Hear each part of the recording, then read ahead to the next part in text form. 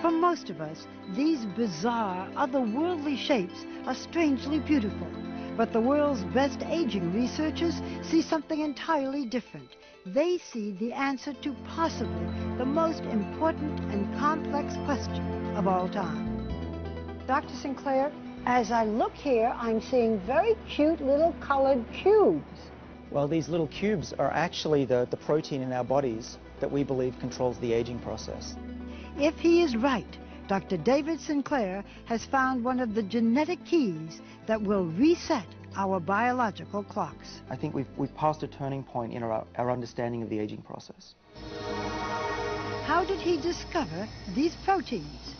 This looks like a barcode, but it's really a map of our genome, the blueprint for human life stored in every cell in our bodies. A few of these genes play a key role in the speed at which our cells age. Dr. Sinclair randomly tested tens of thousands of cells, searching for the chemical that would activate those genes. We found them by accident. We stumbled upon this molecule from red wine. And when I looked on the computer, what is this resveratrol, and found that it was in red wine, I almost fell off my chair. Because, of course, we all have heard that red wine is good for you. Just so happens, I have red wine. To your health. How much of this would I have to drink to really make a difference? Well, our experiments tell us probably about 1,000 bottles a day. So that was not the solution.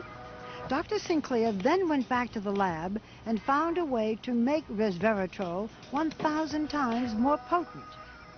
So what does it do in the body?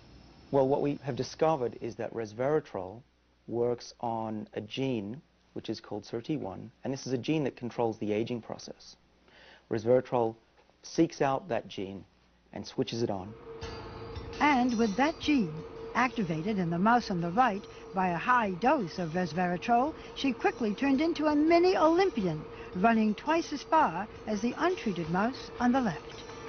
And they were eating a high-fat diet, a fatty diet, and they lived just as long as a lean, healthy mouse, which means that they didn't get heart disease, cancer, even osteoporosis, and they lived 30% longer. Can you do this in humans? With the same exact gene. And we think that resveratrol could have similar benefits in people. Realizing the blockbuster potential for his new pill, Sinclair teamed up with biotech entrepreneur Chris Westphal, together raising more than $100 million for further research. And we think that we can increase healthy lifespan. So if you're in your 80s, you'll be behaving as if you were in your 50s. In the first human trial, a form of resveratrol successfully treated type 2 diabetes, one of the major diseases of aging.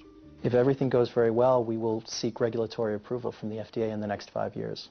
I think a lot of people will say you're raising expectations. This can't possibly happen. My answer to that is, I agree, but it's true. What else can I say? Aging is really a set of diseases, and if we slow them down and cure them, people will live longer, healthier lives. And you're talking especially now about diabetes and Alzheimer's? So the major killers of Western society are exactly the diseases that should be able to be treated with the drugs we're developing. Well, you know what, Doctor? Cheers. It's the future.